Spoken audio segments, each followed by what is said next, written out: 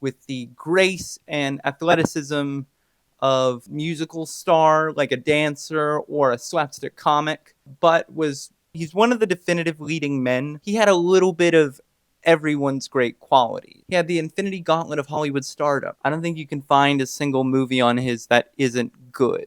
There probably is one out there, but it's probably not like worth talking about. Throughout the 1940s and 50s, he had a very strong working relationship with Alfred Hitchcock. He was the man at the center of suspicion, To Catch a Thief, and North by Northwest. But he was also the star of Notorious. It was him, Ingrid Bergman, Claude Rains. I know we're talking about Cary Grant, but if you have Claude Rains in a movie, like, I think you're a perfect movie. I don't think you can do anything better than that. He's like the Wayne Knight or the Steve Buscemi or the Bill Macy of the old Hollywood era. When you see him on screen, oh, we're in for a blast. Notorious is a 1946 spy noir. It's about a U.S. government agent, T.R. Devlin, who assists the help of the daughter of a German war criminal, who would be played by Ingrid Bergman, to infiltrate the inner circle of German chemical conglomerate executives still hiding out in Rio de Janeiro post-World War II. But the situation, as you would imagine, becomes wrinkly as they begin to fall for each other. And the mission for Ingrid Bergman's character, Huberman, she has to seduce the Claude Rains character. And the rest is history.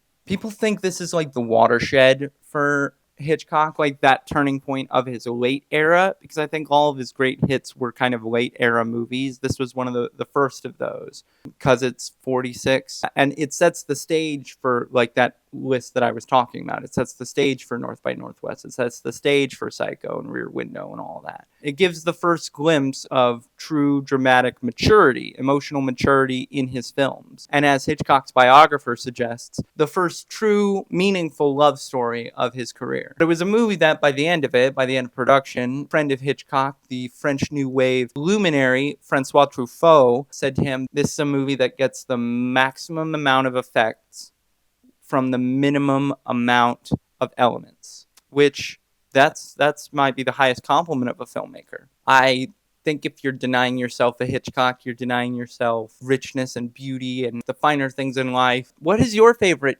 Hitchcock and what's your favorite Cary Grant?